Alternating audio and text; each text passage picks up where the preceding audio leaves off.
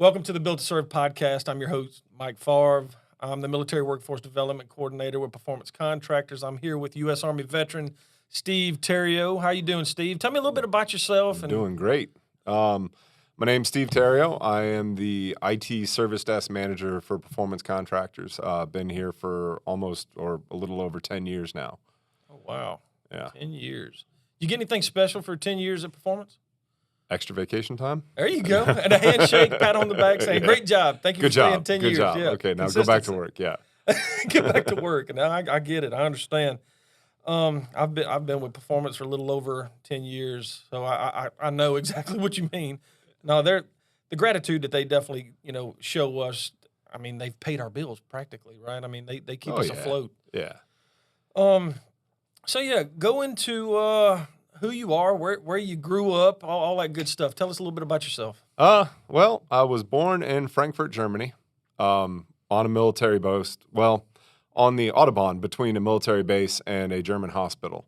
Dad was a lieutenant colonel when he retired, so we grew up on military posts all over the world. Started in Germany, then we traveled to Killeen, Texas, good old Fort Hood, and stayed there for a total of 6 years growing up. Going to school on post and everything, good stuff. And then moved back to Germany for most of my childhood and lived there, I think, for another 6 years before we moved to Virginia and then eventually down to Louisiana. Went to high school at Slidell High School and graduated there.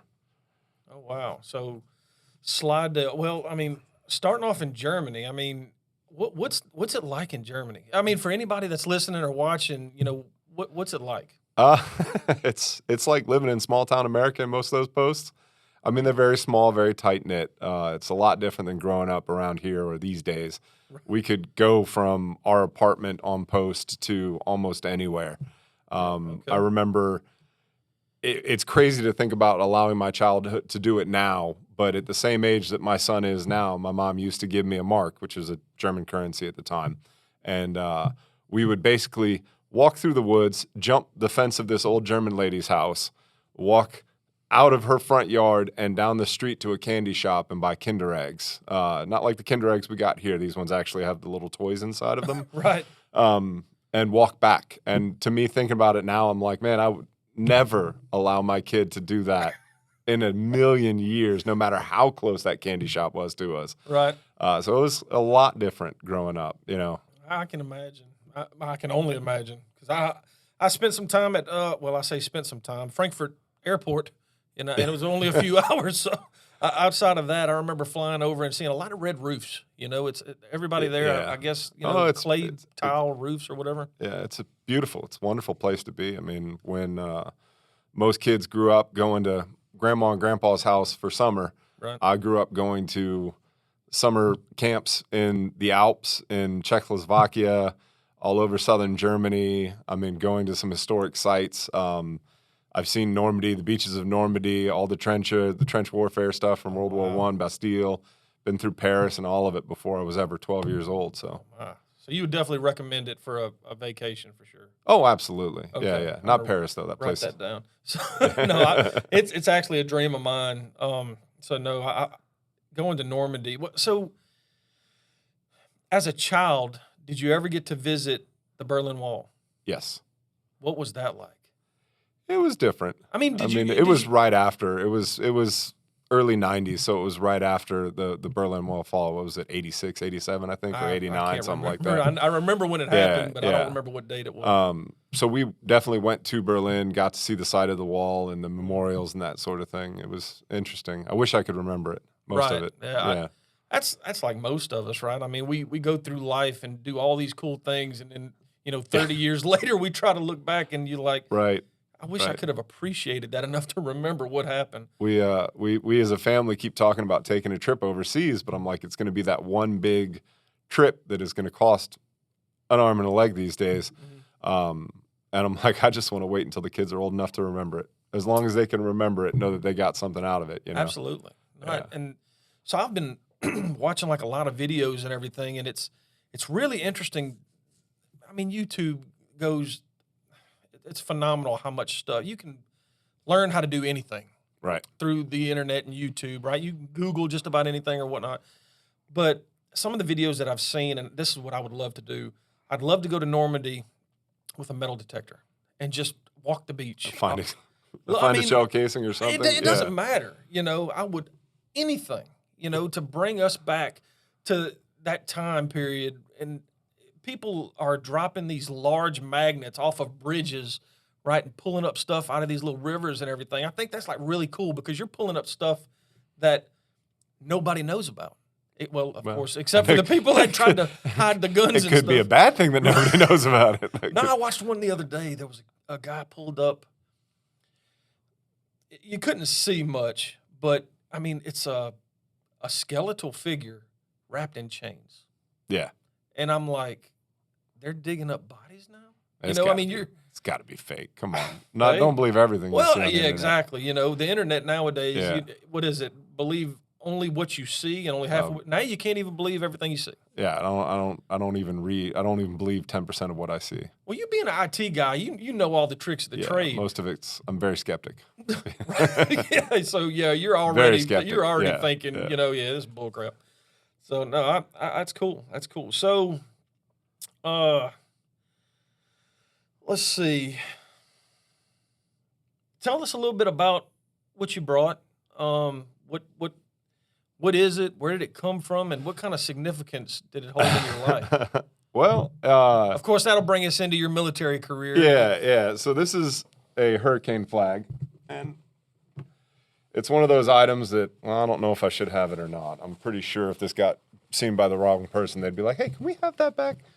This is actually one of the hurricane flags that was hanging in Jackson Barracks the day Katrina hit, and stayed hanging throughout about 5 or 6 days after that until we pulled it down and replaced the U.S. flag. This was hanging underneath the flag on the post, and we took it down, replaced it, and put up the fresh flags. Okay. And when we did that, I shoved this into my cargo pocket and walked away. So what does that mean? Well, it just looks like a red flag with a black square. That's it. It's two of them. So it's typically hung with two of them. I don't know if you've ever seen a hurricane flag being displayed. I guess so. There's always two of them, and it's basically means that there's a hurricane on the way. We're underneath a time of emergency or stress, blah, blah, blah. Gotcha. So these were hanging up, and I thought that was something pretty cool that I'd want to have when I was a kid. When I get older. Right. So, again, that's going to bring us into your military career, assuming that's when you got that, right? So, after high school in Slidell, you're through high school. Did you do what is it? I think it's called the OSET, where you actually do like basic training when you're in school, and then after you go to AIT. So what did that look like, the transition from you being a civilian and then realizing, hey, I want to be in the Army? What did all that, how did that go? It ruined my senior year of high school. No, it's called the DEP back then, the Delayed Entry Program. I got you. That's it. Yeah. Junior year of high school, I got talked to by some recruiters, and I wanted to be a Marine aviator more than anything else. Okay. That's what I wanted to do. I mean, if I could have gotten an Eagle Globe and an anchor tattoo, I would have done it. I was hardcore. I'm going to be a devil puppy. That's what I wanted to be. So I went to the recruiter, ASVAB scores through the roof. They let me do whatever I wanted. We started talking, blah, blah, blah. Went into MEPS, did a vision test, and utterly bombed my depth perception. So I was rejected from that. And then I sat down and was talking to my dad, and I was like, well, I want to do something. I don't know what I want to do, but I want to do something. Right. So I started talking and listening around and talking to different recruiters. And the National Guard was offering a lot of money to sign up as a bonus at the time. I get. What year was that? That was 99, 2000. So yeah, it was a pretty penny they were offering you to sign up. This was even before 01 and all those events. Right. So I went to him and recruited enlisted as a crane operator. Really? Yeah. And my junior year of high school, went to basic in Fort Leonard Wood, Missouri, Fort Lost in the Woods. Yeah. Spent 3 months with them, learned a lot. I know everybody says it's difficult. It's really not. You shut your brain off. I shut my brain off, and my dad gave me one piece of advice before I left. And I said, "What's that, Dad?" And he said, "Don't think. Just do it. Just do it. Yeah. Carry the whole Nike. Yeah, just do it. Just and do it. That's what I did. I just did it for 3 months. Graduated basic training, got put back on a bus and shipped back home, and then did my senior year of high school. All right. So what did AIT look like after that? And well, so back up. When you go back, does your entire senior class know that you just enlisted and that you just came back from Most of my training? friends did. Yeah, most of my friends. Well, yeah, all my friends did. They, and a lot of them were wondering why I wasn't around. Right. Or wasn't at any of the cool parties. Not that I was invited anyways. Hey, but you were still, at your own cool party. I was at my own cool party, man. I was having a PT Having a party, blast. having That's a it, blast. Yeah.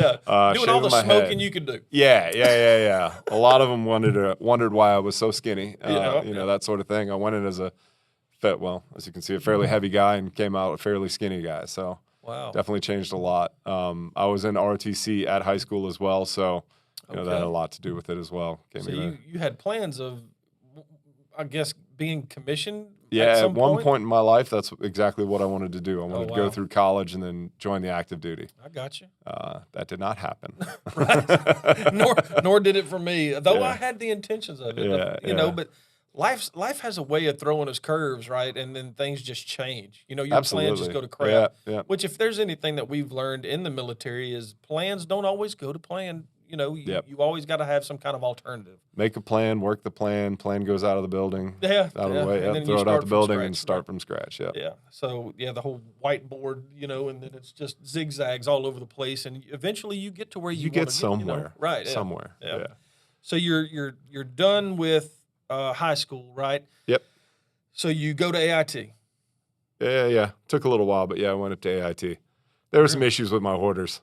They didn't cut my orders correctly, so instead of going in the summer after my senior year, which meant I would have been able to start college at a normal time, I ended up going during winter. Oh, dear. Which if they ever give you an option, don't choose winter. Don't choose winter in Missouri. That's not a great place to be at all. Oh, my. So you did your basic and your AIT in the same Fort location? Fort Leonard Wood. Yep. Wow. All right. So being a crane operator, assuming you had, out of high school, no experience on a crane. Right. What did that look like? I mean, in my mind, I'm thinking, all right, I'm sitting in this, this 4100 or whatever it is, right? And I'm like, just looking around. Somebody tell me what to do. I think it was an AT4 and MT4 22-ton crane. Okay. And they bring you through it's a whole training course. I mean, they really do. They don't leave you out in the woods, but you get in the cab super quick, and that's kind of scary. Because I mean, my AIT was only 9 weeks, I think. So during those 9 weeks, we covered crane operator, excavator, and trucks. We had to have our military driver's license, be able to drive an 18-wheeler in order to operate as well. So we went through the whole thing, and it went relatively fast. Wow. The crane operator stuff, as I'm sure most of the guys here would know, it's a lot of book work, a lot of learning things, a lot of math, and figuring stuff out. And then we finally get in the crane, and they're like, yeah, all that stuff we taught you, ignore that. Now you have this nice little computer that barely works, but it will tell you everything you need to know the second you pick up on that load. So it was a lot of fun. I hear you. Yeah. All right, so you graduate through AIT, right? You're going back home. When you finish AIT, right? What's your mentality? I mean, are you ready to go? Are you ready to, for lack of a better word, are you ready to just kill somebody and war? I mean, what? Of course, when you come back, we're not in war. Everything's cool, calm, collected. Yep. You're done with AIT. What's going through your mind? The only thing I wanted to do was get home and go party.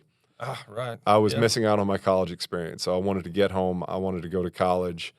I wanted to hang out with the guys, and find a way to have some fun. I was not thinking any of those things.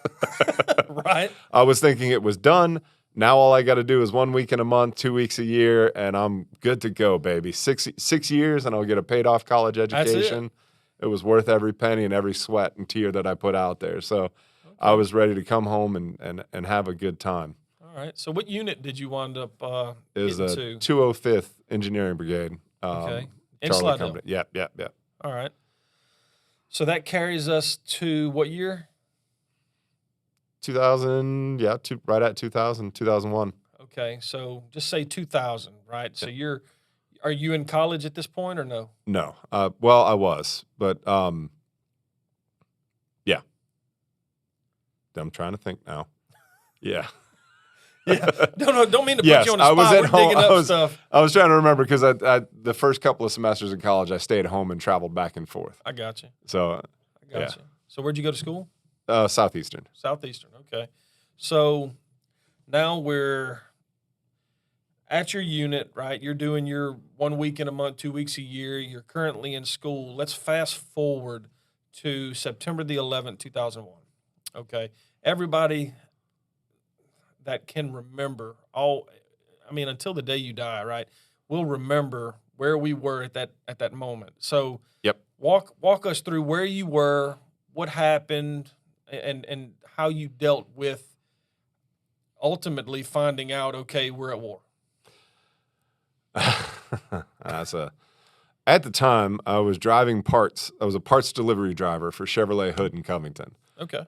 So I remember I woke up that morning, went to work just like any other day, went on a parts run, got in. Usually they had a stack full of parts, a shelf full of parts that needed to be delivered. So I loaded up the truck and left, came back and was sitting in the back just kind of trying not to do anything for a few minutes when somebody said, "Hey, come up here." So I walk up and they had a little TV mounted in the corner of the waiting room there. And I remember seeing the towers fall. So for most of us, it was just like, oh crap, a plane has hit the World Trade Center. You know, so had both of them already hit by the time you've seen? I think it was just the one, the first one had hit. Right. So at that point, it's just like, okay, so I don't mean to say that it's not a big deal, but it's definitely not a terrorist threat. Well, we didn't understand the impact. We didn't understand the scope. We didn't understand what was actually going on. All we had is what the news journalists, who thankfully at the time were actually journalists, telling us what was going on, what they were seeing, what the information and reports that were coming in. I remember thinking, well, there goes at least a summer of my life. I don't know what's going to happen now, but if nothing else, something's going to happen. Right. So I remember calling my unit and couldn't get through. Nobody was answering the phone. At the time, I think nobody was answering the phone. Come to find out, there's 150 of us trying to call at the same time to figure out what's going on. And it wasn't but for a few hours later that I got a call back from my readiness NCO saying, "Hey, don't need to do anything now, but when you get home, you may just want to make sure your gear's together, you're ready to go, and have everything set aside. Maybe put it in the trunk of your car just in case." Wow. So did you do that? I mean, absolutely, and then yeah. Of course, this strikes conversation with families, your friends. Yep. I mean, and everybody knows, hey, Steve's in the Army National Guard. Yeah. He's probably going to get deployed or whatever. So had you had a family started at this point? No. I was 19 years old. Okay. Yeah. So I was right there behind you. That's actually excellent. So let's see. Active duty time. When did you get put on orders? It wasn't until 03. So when we made the initial spring push. of 03, yep. Okay. We were one of the first units from Louisiana deployed. Oh, wow. Yeah.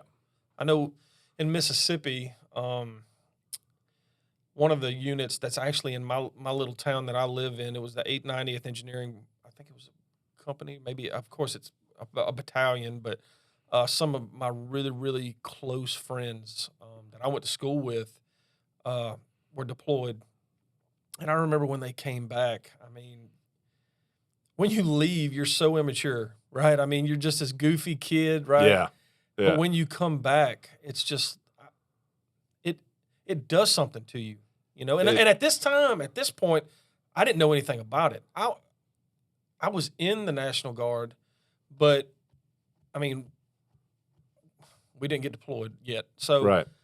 Seeing all these people come back, and they look like zombies. I mean, I remember that in my head. They weren't communicative. It was just like shut off, and I was like, well, this dude's stuck up, and I'm literally trying to figure out what's going on with a friend of mine, Justin Myrick. I remember like it was 5 minutes ago, and we all went whenever they came back, and you reach your hand out and shake their hand. Hey, brother, what's going on? And it's just like a zombie, It's just, and people don't understand that. A lot of people don't understand that, and so back on track. So you get the call. You guys leave in 2000. 3. Yeah. All right, take me through some of that. Well, first you go to your readiness training out in Fort Polk, Oh, which yeah. a lovely, wonderful place to be. We were there for a total of 3 months getting the unit ready and deployable. Right. As a National Guard unit, you don't stay in a deployable readiness status. You have to train up for that. You got to get everybody trained. All the NCOs have to be put into their slots and get ready to go. So we spent 3 months there going through all the warfighter classes and all the things that they wanted us to go so we would be deployment ready or whatever. Right. Got pinned as an E5, which made a lot of people mad, but whatever. I was the only crane operator in a crane operator E5 slot, so I got it. Got to do one of my few things I enjoyed, and that was outrank my brother. There you go. So we was there for 3 months, and then all of a sudden one day we were on a C-130 and traveling. That's wild. So y'all, assuming that your excuse me, that your unit knew that we were going to the desert, Right. but you did your pre-deployment training in the jungle. Fort Polk, The jungle. the jungle. yeah. Well, close to a swamp as you can be and still be Okay. dry. Yeah. So whenever we went over, a lot of the units went to NTC for pre-deployment, and which is National Training Center out in Fort Irwin, California. And I mean, that's as close to That's as close to Afghanistan as you can get. Right. Which, okay, so your first or whatever deployment, you went to Afghanistan, right? Yep. All right. So take me into that. So your family, your parents, your friends, everything, they all know you're leaving. All right. And you're on your way to Afghanistan. What's running through your head? We're just thinking to myself, well, Dad doesn't seem too worried, so I shouldn't be. And of course, I was lucky. My brother was in the same unit as me, so we were able to go together. So that helped a lot. Having a family member around made life a little bit easier in the long run. I bet. But it also, doubled the concern for my parents. Right. Dad spent 23 years in the Army and never saw a combat zone except for like one day by sheer dumb luck. At least that's the way he tells it. Right. Yeah, we tend to get the twisted into the stories. Yeah. I get it. So we didn't necessarily grow up friends, but we became friends fast. Gotcha. Me and my brother did, and just started to learn to rely on the guys around us to get through it. Wow. So as a crane operator, let's get into Afghanistan. All right. So you're in Afghanistan. What file? Bagram. What We was were that? on Bagram Bagram. Okay. Air Force Base. Yeah. Okay. So what is a crane operator going to do in Bagram? So Right. when the Russians were in Bagram, the history of Bagram Air Force Base is long and sordid. I think it was established somewhere in the 70s by I think it was U.S. forces, CIA, and then it became then it was overrun by the Russians and held by the Russians for a very, very long time before the Taliban and the locals took it back over. Then they let it go to ruins, and then the U.S. showed up, and it is an important place to be. It already had a lot of the infrastructure in place, so we took over. So most of my job was removing the fact that the Russians were ever there. Building HESCO walls, putting HESCO walls in place, which if you don't know what HESCO walls are, is they're almost like these giant squares made out of chicken wire with geotextile fabrics inside of it that you fill with dirt, and then we would pick up and put in place with the crane. Yeah. Building a lot of guard towers, a lot of guard shacks using connexes and stacking them up on top of each other. Right. And then the funnest thing I got to do is when the Russians were in, they operated their MiGs, from where I understand it, as a squadron. Not as a squadron, but as more of like a squad. So each MiG station would have its support crew, its pilots, its everything kind of all encompassed in this little horseshoe shape. Okay. They left these behind, about, I think, 13 or 14 of them at the Bagram Air Force Base. So we would start off by digging out the shit tanks, taking out the gray water tanks, picking those up and out, and then tearing out all of the scaffolding that was in place and all of they used this temporary tracking, looks like metal roofing, but with a whole bunch of holes in it that they can use to pin everything down with to make a temporary track for the MiG to take off from. So we tear all that out, and then we would get up there with the excavator and just start slowly tearing out the berm. Okay. It's not so much fun. So you're there. I guess you're running the crane, doing what you have to do as a crane operator. And again, which my primary MOS at the time, I was a non-combatant, right? I mean, which we all have the 11 Bravo, I think, is our secondary MOS, right? Yes. So we're all combative. Yeah. As a crane operator, in your mind, did you think, okay, I don't have to worry about, getting into combat? Did you? Yeah, my biggest fear was that I was taller than the wall. Right? Yeah, no, you have. Yeah, your burns, right? I was literally building the wall Right. as I'm putting things up. So I get it. no, I never had a real fear. Right. Never had a real concern. Were you able to spend any time outside the wire? A couple of convoys, but nothing real big. Right. Okay. Well, yeah.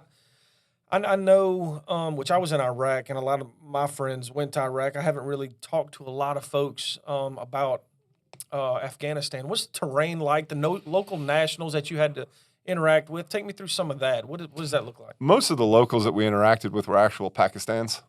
We, Okay. as an engineering unit, we weren't necessarily, we didn't have the dump trucks that we needed to move dirt the way that we needed to. So a lot of times what we ended up doing is recruiting Pakistan locals or nationals Right. to come over in their highly decorated dump trucks. Absolutely. And- Very familiar with them. Yeah. We used them a lot of times when we didn't have the right amount of dump trucks to run. So we would end up riding around in them with these guys for hours and hours on wow. ends. Yeah, because any local or anybody that wasn't U.S. military on post had to be escorted at all times. So we were riding around in the dump trucks with them, watching everything that they did. Yeah. Not too that much had fun. to be pretty interesting. I mean, No, it wasn't that interesting. It was. Looking back. It was. Whew. So running back and forth to the quarry, showing up, and you'd smell something, and you'd be like, "What is that?" And you'd get there, and they're barbecuing a whole goat. man, dude, they just- love their goats. They love their goats. In more ways than one. Yeah, and watching them work, a lot of those guys were just there to make money for their family. They knew Absolutely, that it was a great enterprise, a great way to do business and get some money that they couldn't necessarily earn in their home country. So Right. Yeah. We were talking earlier about it kind of brings me back. We were talking about YouTube, right? You can learn how to do anything. So back during this time, YouTube was really on its first leg. They were starting. that wasn't even existed. Well, Yeah, when I yeah, went, I mean, yeah. it was like you could find really back then. I mean, it was only popular videos. Everything Yeah. was like 5-star rating or whatever.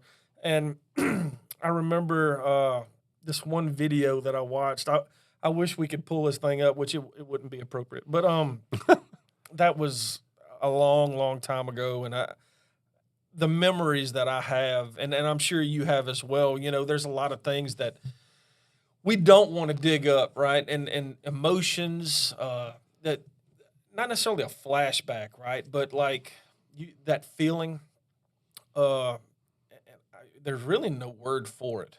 And again, I'm not a certified counselor by any means, but the mission that this podcast it was designed for was to help us, right? Like yourself and myself. I don't know everything there is to know about Steve Theriot, and nor do I expect you to, spill the beans per se, but to educate others, through videos and podcasts that we all deal with this stuff, right? And it's not something to be taken lightly, and 9 times out of 10, if you're talking with someone else that hasn't lived through the same stuff that you have, it's none of their business, and you carry that weight, right? That burden. I don't want to put it off on you, Right. you know.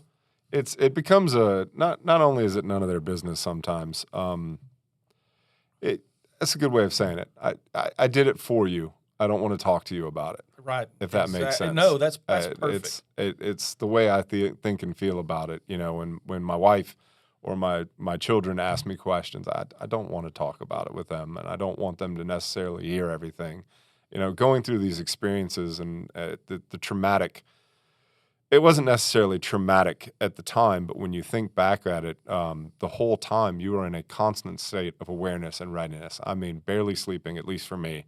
Right. Always looking over your shoulder, always thinking about what you're doing, whether or not you're doing the right thing, whether or not you're where you're supposed to be. And it almost sticks you in time there. and it leaves you in that state for a very, very long time. It took me a while. It took me 4 or 5 years before I was really right as a person, and normal, and thinking about things the normal way. You know, it took a lot of friends who understood where I was coming from, and Right.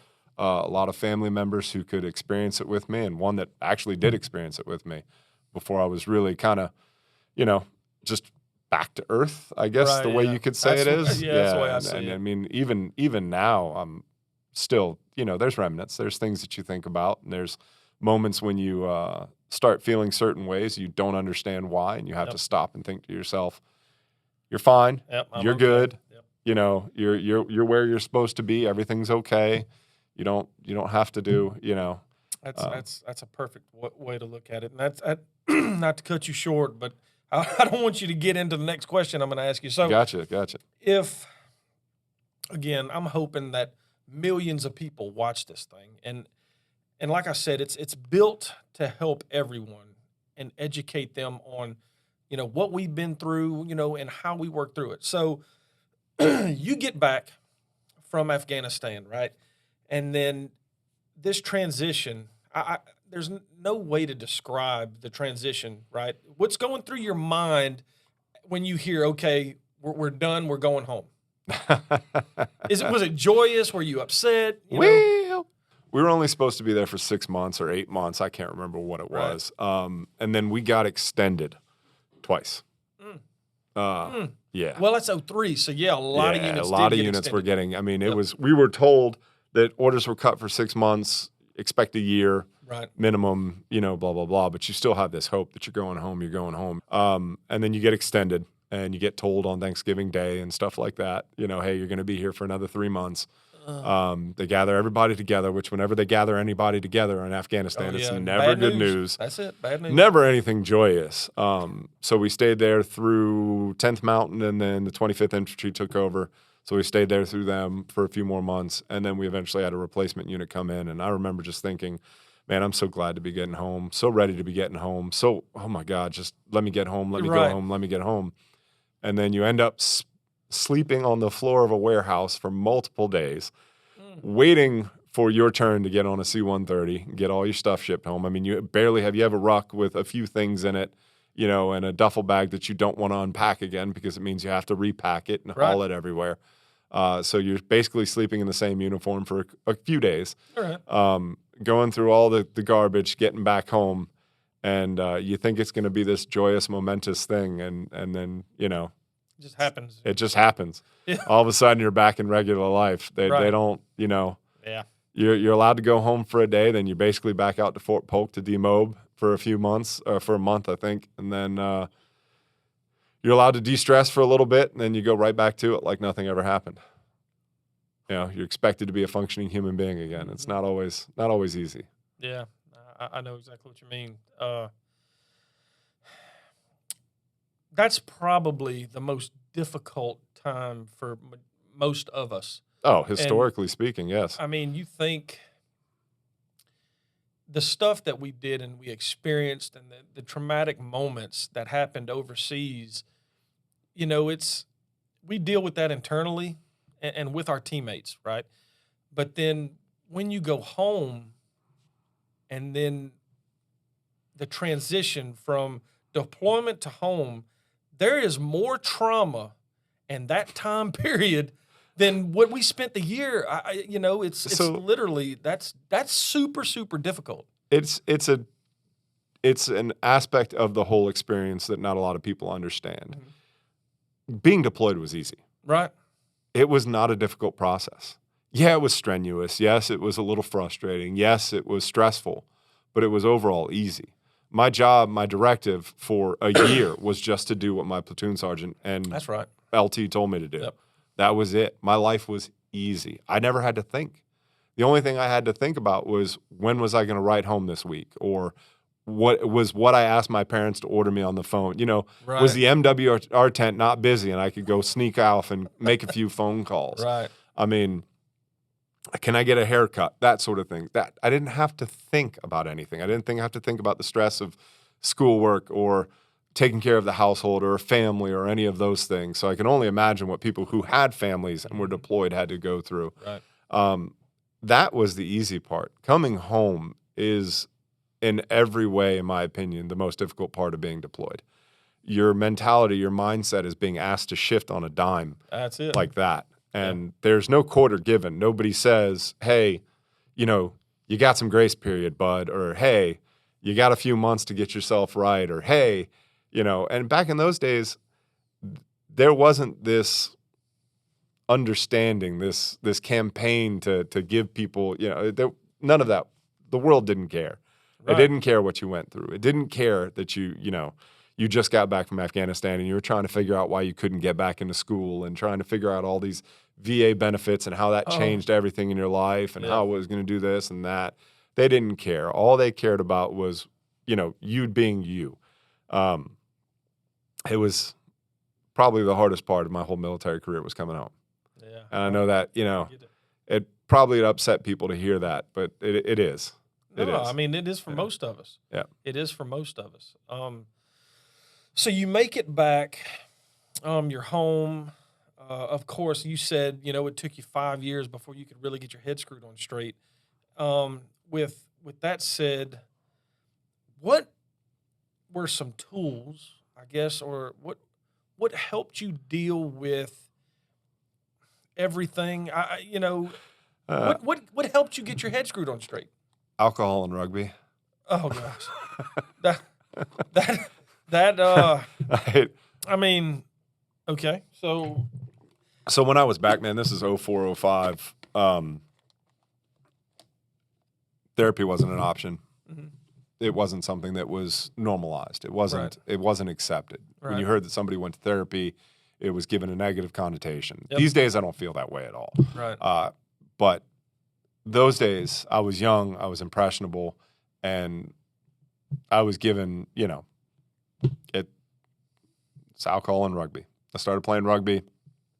Was a chance for me to let a little violence out without Right. hurting anybody. well, that's definitely the rugby. Yeah. I mean, with alcohol, the statistics show, that's definitely not the right way to deal with trauma, right? Because of course alcohol is Absolutely. depressant anyway. All it does is make it But- worse. Yeah. Exactly. But for some reason, we all lean on it, and then it affects us hardly ever in a positive way.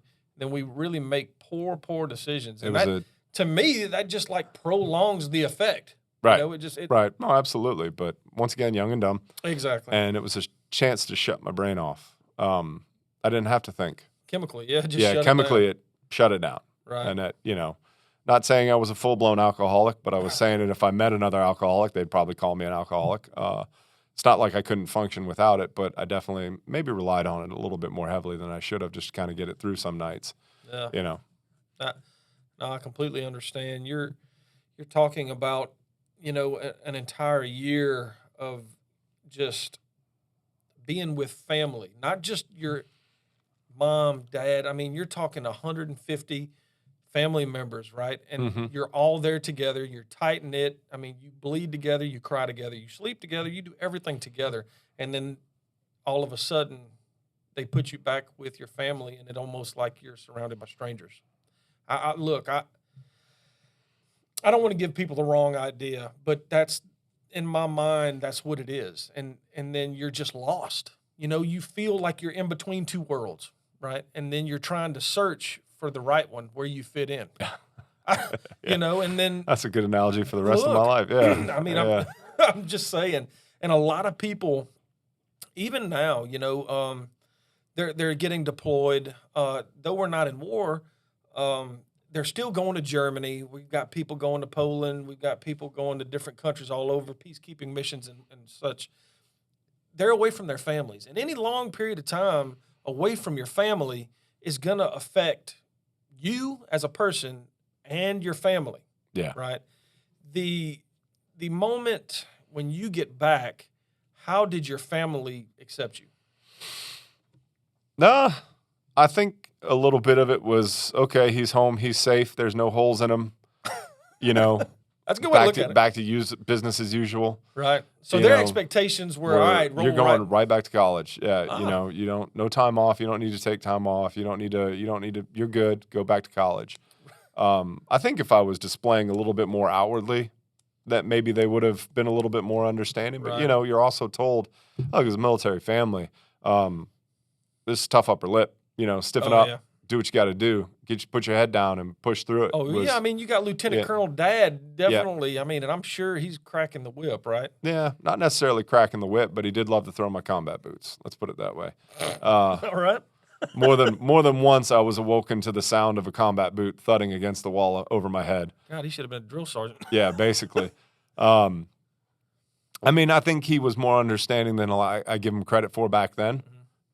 I think he knew to a certain perspective what a soldier needed when he got home, and I think routine and familiarity was one of the biggest things. So, as much as I like to think that it wasn't just because he wanted his truck washed, he still made me get up, do chores, do what I had to do, and put on a brave face for a little while. So he kind of pushed me and kind of helped me get through some of the toughest spots. But man, there was at least a solid year when I couldn't get comfortable inside. Okay. And I know that sounds weird, but I used to, back then, was a smoker and would go sit out not on the front porch, in the driveway. I would just sit on the driveway for hours on end every night. Just couldn't get comfortable inside. Right. It's the weirdest feeling. Oh, I know. I know. And that's like beds. I didn't sleep. Oh, God.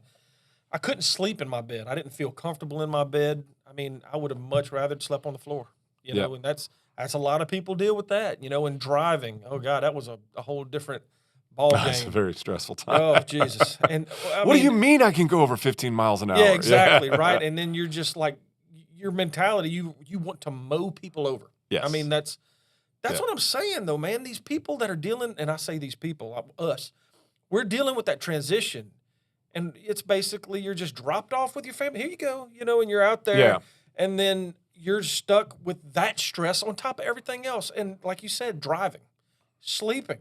There's 100 other things that we deal with as individuals independently because we're stressed out about it because we haven't been given the tools that we need to succeed, right? And we're dealing, our minds going 1,000 miles an hour. But, I mean, I think we were given some of the tools, like some of the preliminary tools or some of the basic stuff that we now take for granted. But it was basically, hey, if you need somebody to talk to, here's the chaplain's business card. Yep. You know what I mean? but don't call him. He's a really busy guy. That type of mentality. Well, you've got so we were in a brigade, and I'm sure you probably went over with a brigade. So as you're doing your out processing, right?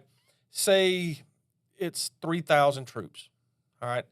And there's a team of probably 20 people that are actually doing your out processing. Yeah. So if you're probably on the back half of that unit, demobilizing and out processing, if you're on the back half of it, imagine what the front half get. Okay, so here's all your information, and it's very fluent. By the time all these 20 people are telling you what to do, it just they become very complacent. They're like a robot, Yeah. Sign this document. Okay, Go take your here, picture. go there. Yep. There's actually, I think they need to take turns. They, keep it fresh.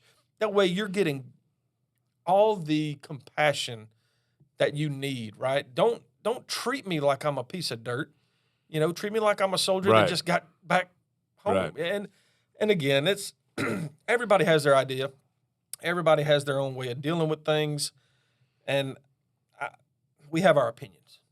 And of course, that means about as much as this pen right here. We don't run the government. Right now, Joe Biden's doing it. So anyway, that period where you're back home, you're dealing with the transition. I know that's tough. So what's the transition like finding a new profession?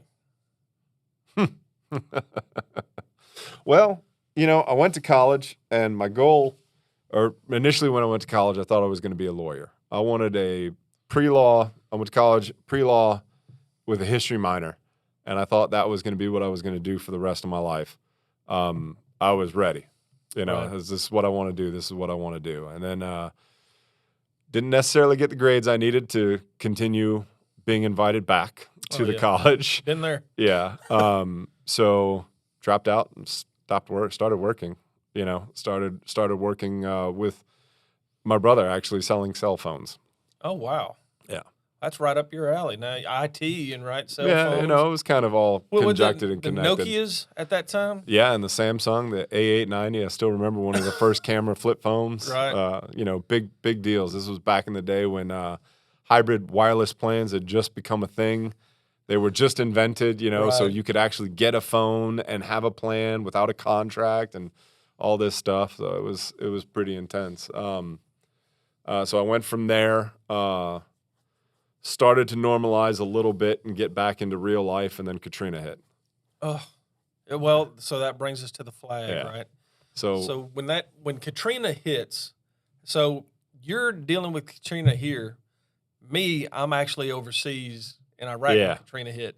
And from being down south, I know that's a – so I need to say this right because I've never told you this before, and it means a lot to me. My family struggled tremendously during Katrina because I wasn't home for one, right? I'm in the sandbox, doing our thing for our country, right? But you're still in uniform. You're doing you, and then all of a sudden Katrina hits. Well, you're back in uniform on duty again, and you're what we left, to take care of our families. And I mean, I want to thank you and the rest of the members out there that did all that they could do for our families while we were deployed and saving lives, cleaning up the entire thing. So I definitely want to tip my hat. I know I got sidetracked and everything, but I appreciate that. Don't get emotional on me. Hey, it's tough, man. I'm an emotional guy. You make it seem like I had a choice. Well, it doesn't matter. I mean, you did. You enlisted, right? So that was I had a choice. I had a choice at one point. After that, we lose all the options that God gave us, right? We just do what we're told. I remember getting the call a day before it was going to hit, and we'd been called up for several hurricanes at that point in my life. I mean, 2 or 3 times a year, I would go spend an extra weekend at the barracks or at the unit, basically sitting in my truck waiting for the sprinkle to pass so they could tell us we could go home. Sometimes it was 3 hours, sometimes it was 3 days. We were used to it, sleeping on the floor or whatever, eating MREs and getting ready for whatever happened. So when Katrina was coming, we thought it was going to be the same thing. All of a sudden, we were told units from New Orleans are deployed. So we're stretched thin. We need to move you to New Orleans, East Jefferson or whatever, so that we can cover over there in case they need any help as well. So we ended up on the floor of some CDC building somewhere. I can't even remember what it was. And they told me, they said, well, hey, there's actually a river rat platoon down here, the Army guys who run boats. And they're deployed. They're not there. They're missing half their unit. We need people to go back them up, kind of backfill them in Jackson Barracks. Right. Is anybody here ever ran a boat before? And of course, Slidell, Louisiana. Oh yeah. I was dumb enough to raise my hand. Oh, yeah. So I end up going over there. We get there, and I remember my LT at the time telling me, "Hey, look, I actually need you to go and run an errand for one of the majors that was there." He left his dry cleaning. He didn't have his uniforms. Okay. So we had to go pick up his uniforms. And as I'm driving back, that's when the wind picks up and the hurricane gale force starts and Katrina starts hitting New Orleans. Yeah, it was wonderful. Oh, wow. So we went to bed. We were on the first floor of a barracks building in Jackson Barracks. And I said, first floor, can we not go up one? Yeah, right.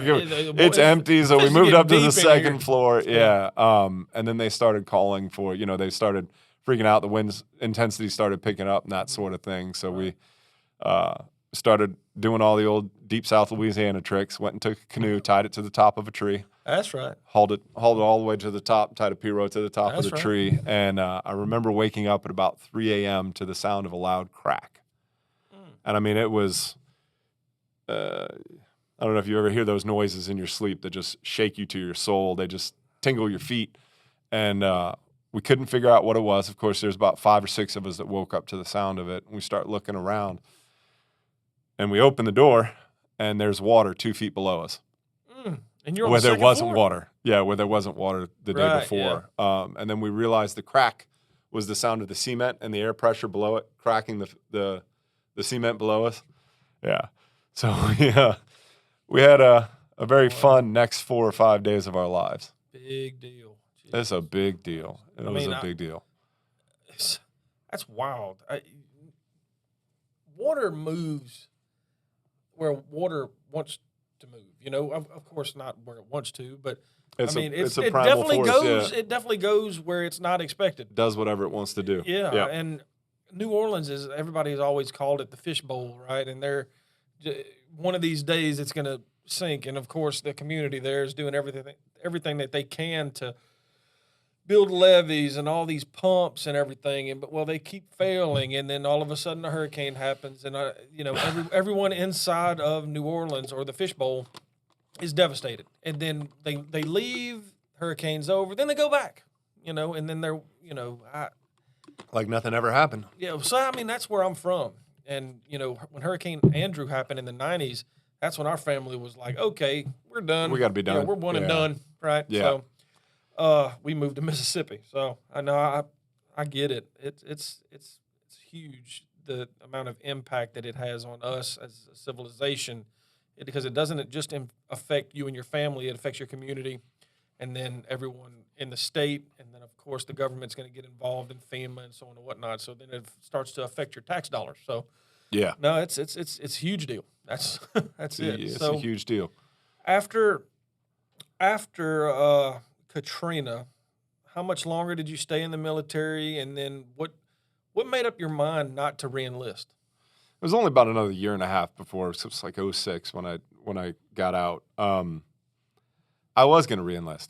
Oh, I was going to. I had it in my head that I was going to. okay. My philosophy was lightning can't strike twice, right? Like, it doesn't happen. Not in the same exact spot, not in the same way. And it's a good career. I mean, 18 years and you've got a retirement, there's a lot of positives going for you in staying in the National Guard. And hell, I had that same mentality. Right. Only 1 weekend a month and 2 weeks a year. And boy, those 2 weeks ain't that bad. It's not the end of the world. You're out there moving dirt or doing whatever, or building a road or building a runway or whatever it may be. So you really start to think, hey, it's not that bad of a gig. Why not? Why not stay in? So me and my dad were sitting down talking one day over a cup of coffee, and my mom was in the other room, and my dad says, well, you're about to ETS. Have you thought about it yet? And I said, well, yeah, the retention NCO and a couple other guys have come to talk to me. And I said, Dad, I think I'm going to re-enlist. I've never seen my mother move so fast from the other side of the house to yell and scream at me. There's no way on this God's green earth that she was going to allow her son to re-enlist in the Army. No, wasn't happening, wasn't going. Oh, wow. You're not putting her through that again.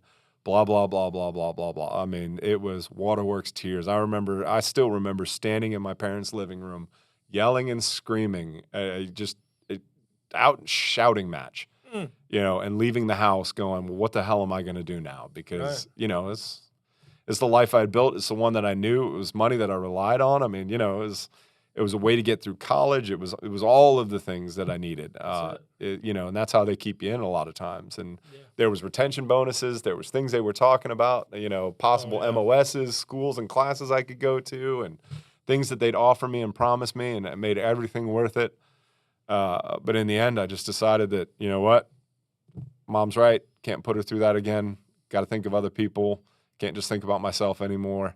That's right. So I decided just to get out and ETS completely. Okay. Yeah. And you were a single man at this point? Yeah, I'm dating long-term Right. girlfriend, I mean, but nothing committed. Right. Yeah, no.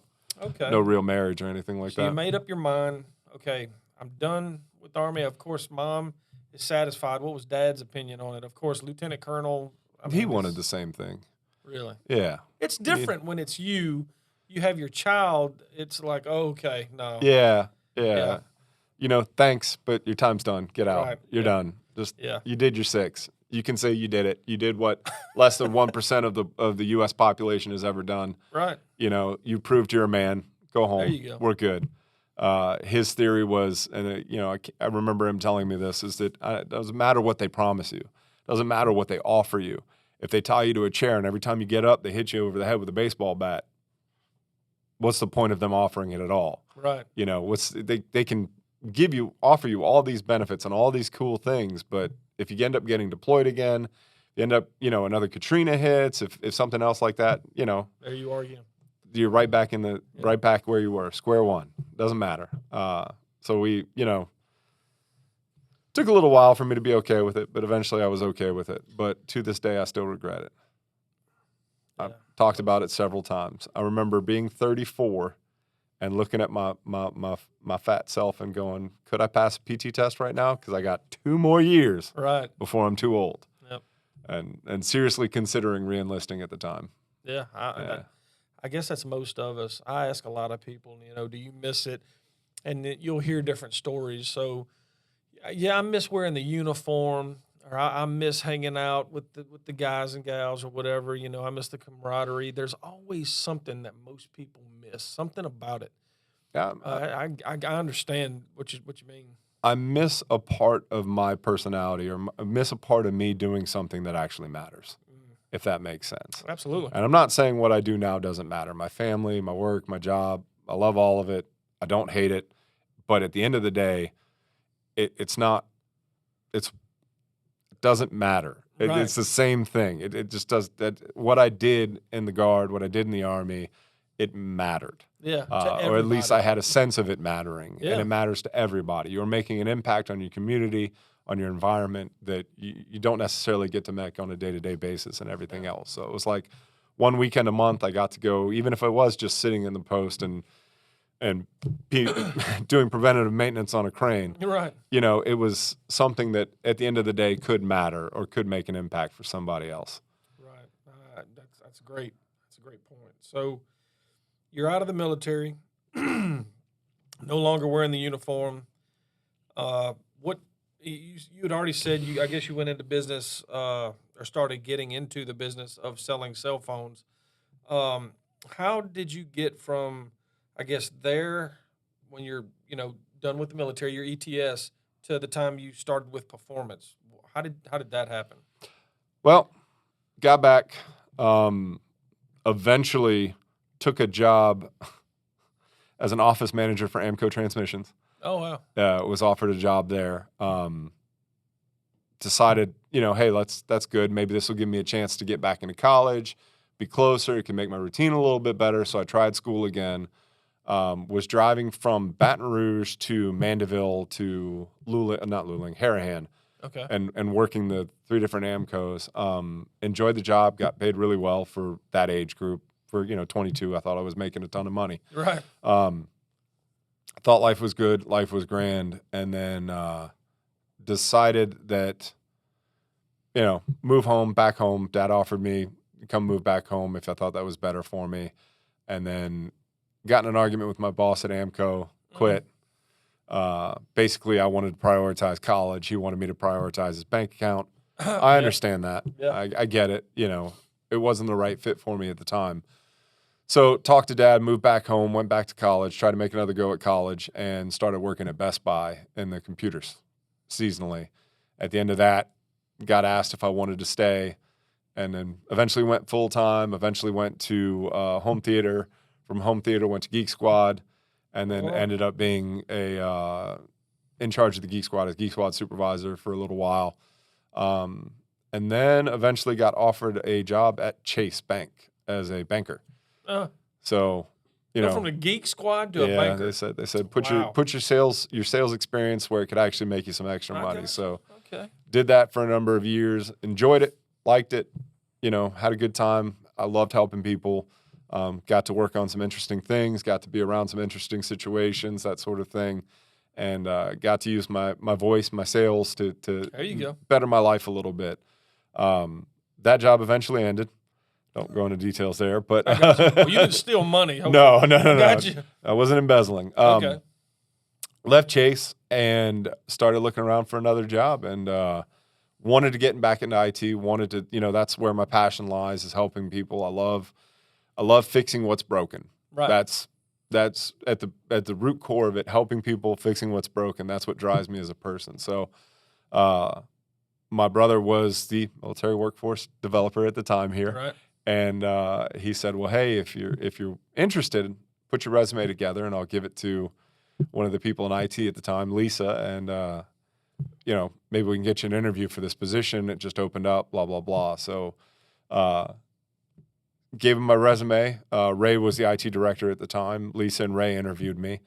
Lisa interviewed me, and she said, "You're going to have to come back and have an interview with Ray." So after not hearing from her for a couple of days, I emailed her, didn't hear back from her. So I called her, and I said, "No, let's not waste time. Like, come on. I want to meet the guy. Right. And so eventually got Ray wrangled into having an interview with me, and I was hired the next day.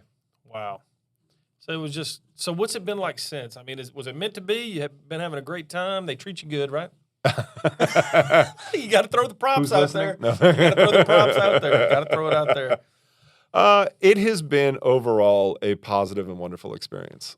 I have never felt unsupported. I have never felt like I didn't have what I needed to get my job done. I've always felt like I've been treated fairly, even when sometimes I would understand if they didn't treat me fairly and prioritize the business over everything. Absolutely. There's been some times where you get a little frustrated, but that's because what you think is important and what's really important to the company as a whole is two different things. So different things get prioritized, risk reward situations, and you don't think it's worth the risk, but they do. Yeah. So, a few situations like that here and there, but overall it's been a generally positive company. Right. Good deal. The mission directive I've always been given is mission first, family always, and it's worked out so far. It's crazy to me. And I tell the people that come on the show, and people outside of performance, I tell them, how great of an environment we have, especially here at the corporate office and the regional offices, and even some of the job sites out in the field. They are what you make it, right? Yeah. So for us military veterans, it feels as if our company is so structured to the military standard. It's easy for us. The way our leadership works, the way it's designed, our org chart is almost like enlisted NCOs and commission guys. It's just the way that I explain it to veterans that we're trying to recruit. Hey, it's an easy conversion. You guys can get along the same way. It's just minus the uniform and the rifle. And believe it or not, a lot of these men and women that are coming over have that mindset. They call me up and they're like, you're right. It's designed so similar to, companies, platoons, companies, and so on and whatnot. We have that vibe. It's almost like that structural organization works or something. It's crazy. Right, I know. Man, It's insane. Maybe we ought to start doing that in schools and stuff with our youth. But no, I want to thank Mr. Art Fobb, the owner of our company, and Mr. Kevin Corville, the CEO, for allowing us to do stuff like this. Because without them and their support, we're not able to do this. For each other, for the men and the women that are watching. So I want to say thank you to them, and with everything that's went on, the entire storyline that you've provided us. What or who, rather, would be one person or thing that helped you through your life to mold you into who you are now? There's been a situation. I mean, it's kind of twofold. So I always had a dad who was a leader. Mm-hmm. He was a military leader. He was always in leadership positions. Mm-hmm. He was always in charge of things, I guess you could say, for lack of better terms. And as a kid, I didn't always understand it. But now that I'm older and I look back, I mean, he really did mentor me and teach me how to be a leader, not by having conversations or showing me slides on a projector or something like that, but by modeling the behavior, by showing by example, by living it in every step and way of his life, showing me what true sacrifice is, what it means to, take a part of yourself to give to somebody else, and that sort of thing, which was pretty powerful. And you don't really realize it when you're growing up. And now that I'm 40. Join the club. Yeah.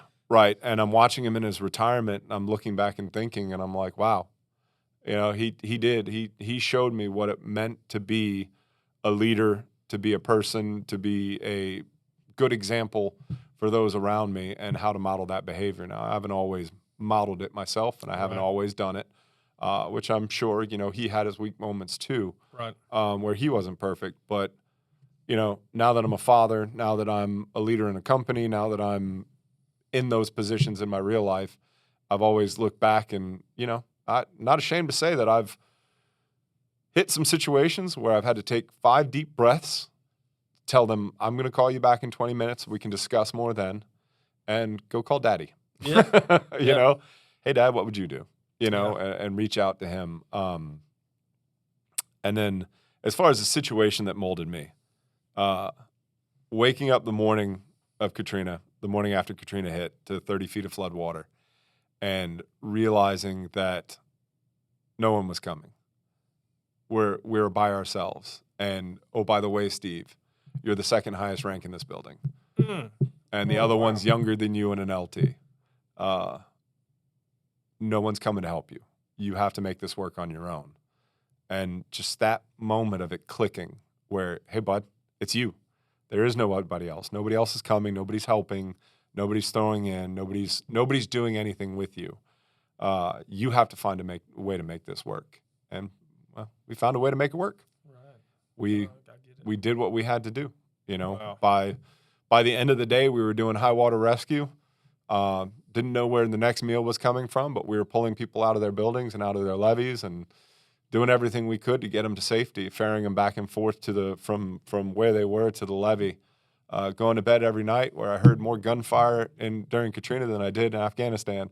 That's crazy. It is crazy, but small arms fire flying over our heads, like people were just trying to let you know they were there. We don't know. Or being stupid, we don't know. You didn't go investigate. You just put your earmuffs back on and went back to bed. So that kind of taught me that no one was coming to do it for me.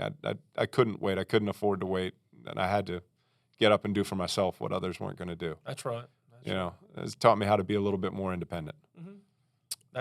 There's a lesson in that, and a lot of us, and this is even for non-veterans too, and it's a common phrase, but hope for the best, prepare for the worst situation, right? Even though, absolutely. Murphy's Law exists. Exactly. Even though you may not be in charge, what happens if you are, right? Are you prepared? Heck no, I'm not prepared, right? I mean, at any given situation, my son, for instance, he's 21 years old, right? We were discussing earlier, he's not even entered the humanity. He hasn't even re-entered the human race yet. He's Right. got another 5 years. Right. So is he or could he be ready to lead? Absolutely not. And us as parents, we're trying to grow this generation into the same mindset as us. And most of us are failing miserably. And we're all trying to figure out, what do we need to do? What do we need to say? Does the dad need to do something else? Does the mom need to do something else? Did they together split up? I mean, there's so many different things, and we're all struggling, all of us. But ultimately, having the mindset, I could be a leader tomorrow. If you accept that and you believe that deep down, I believe it'll change you. And like you just said, it did. It changed you. We as a society, we love those appearances, and people want to appear like they're in charge. They want to appear like they're a leader. They want to appear like they're the manager, or they have power. They don't understand what it is to have real power, or to have really be that person that's in charge, that everybody looks at, that everybody asks for, that everybody runs to the second something bad occurs.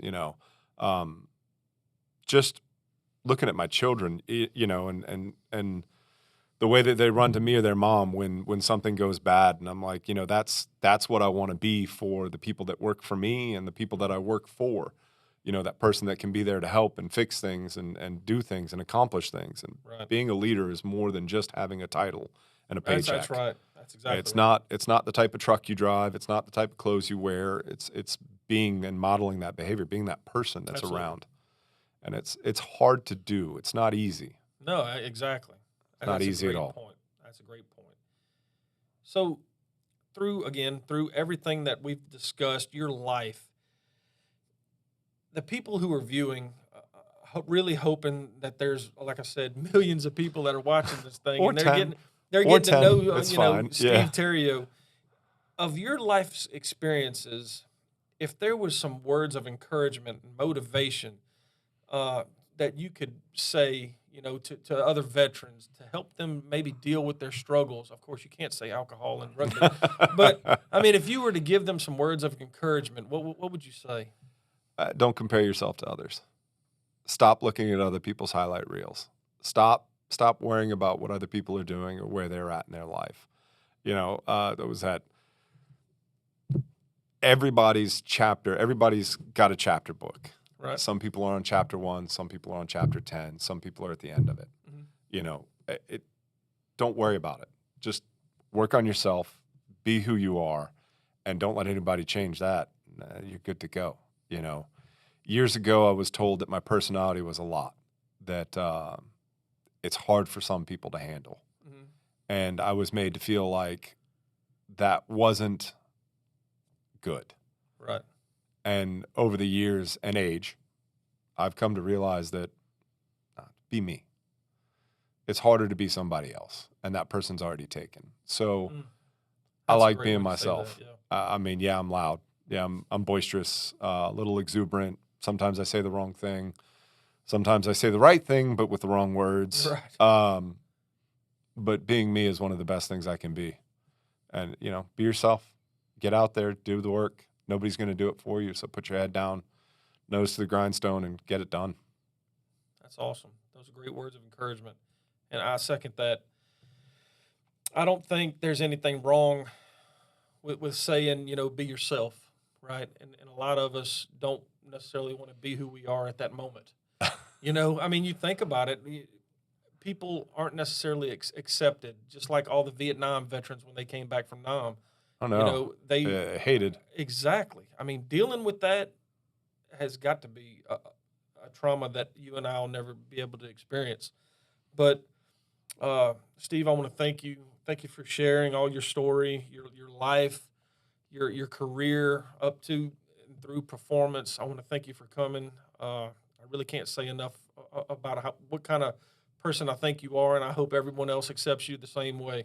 Well, I hope so, but I think a few of them might already know me. So, Yeah, I think some of us are might fortunate already be past that point of acceptance on some of them, but There you hey, go. we'll get there. It's fine. No, that's cool, man. But I I do want to share something with our audience. Again, I hope there's millions of people watching. A lot of us deal with different things in our life, and it could be military related. It doesn't necessarily have to be, but don't keep this stuff in, right? We need to find someone that can help us in one way, shape, or form. But we have to be genuine. We have to be ourselves. Let the person see who you really are. If you're masking and hiding things, how can we truly be helped? So if you're dealing with something, let someone know. Don't keep that stuff in. Don't become part of the statistic, right? You and I have discussed that before. We need all of you. We're needed. And we all hope. Without hope, we lose everything. We lose the sense of worth. So hope for now, hope for the next day, and hope for the future. And that's basically all I got. You want to leave with anything else, Steve? Oh, I mean, yeah, you said it well. Don't become a statistic. Defy the odds. Even if it's just a friend, even if it's just a parent, even if it's just a child, an older child maybe, talk to somebody. Don't keep it in. If you need somebody to talk to, come talk to me. If you need somebody to yell at, come yell at me. If you need something to punch, don't come punch me. But we're all here, and as a community, as a company, we want everybody to succeed. That's how we succeed. So if there's ever a need, if there's ever a want for somebody to come talk to, I'm sure anybody that's ever been on this podcast or ever be considered to be on this podcast would be there to talk to you about. Absolutely. I understand. I understand that talking out loud is hard. Even even accepting an invite into this podcast was hard. And it took me a little while to think it over and to talk about it with my wife and with other people, whether or not it would be something that I would want to actually truly do. So talking's hard, but it's worth it. And sometimes just talking about it helps. Absolutely. No words better spoken. Yeah. I appreciate that, and I'm sure everyone else does. Well, that brings us to the end. Again, thank you, Steve, and thank everyone for watching. This has been an awesome interview and getting to know you, Steve. I hope everyone actually has the privilege at some point to meet you. And if anybody has any questions or whatever, we have a website that you can go on to actually view the link to get to the podcast. Please share, like it, all that good stuff. And I definitely look forward to seeing everyone in the next episode. So, I'm Mike Favre, signing off.